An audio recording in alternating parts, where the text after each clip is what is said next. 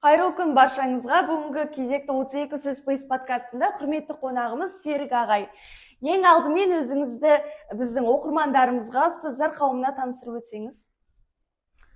Саламатсыздар. Мен қазіргі таңда білім саласында сапаны қамтамасыз ету департаментінде қызмет атқарам. Рахымбет Серік Сатыбалдыұлы болады аты жөнім. Лицензия бөлімінің басшысы.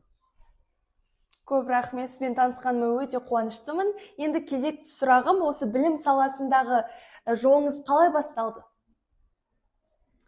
Білім саласындағы жол негізі педагогтар отбасында дүниеге келгенбіз. Әкеміз педагог. Кішкентайымыздан сол кісінің тәрбиесін алып өстік. Енді өмірдің өзі солай дайындады деп айтсақ та болады. Педагогика саласын таңдап, мектепте бірнеше жыл жұмыс жасап, соның арқасында қазіргі таңда енді департаментте қызмет атқарып жатырмыз. Осы қазіргі білім беру жүйесінен қандай өзгерістерді күтеміз деп ойлайсыз? Білім беру жүйесінен қазіргі таңда енді мынау президентіміздің өзі бастап жатқан мынау жасанды интеллект бағдарламасы бойынша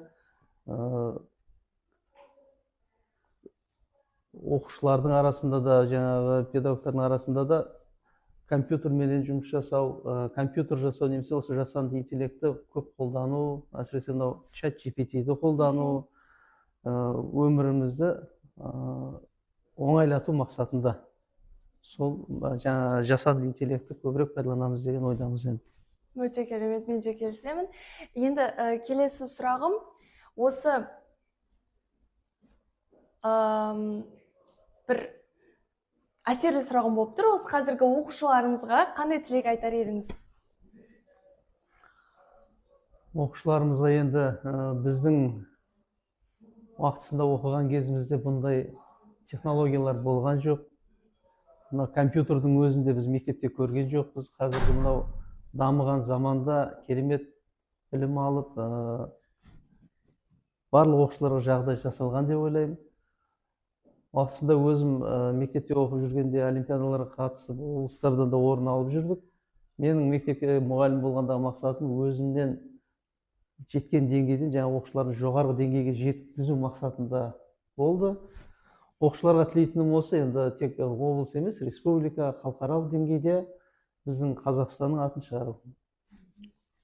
Көп рахмет. Рахмет сіздерге де. Рахмет, осы өзіңіздің маңызды ойларыңызбен бөлісіп, құнды кеңестеріңіз айтқаныңыз үшін көп рахмет, алғысым шексіз. Қош, сау болыңыздар. Бүгін мен осы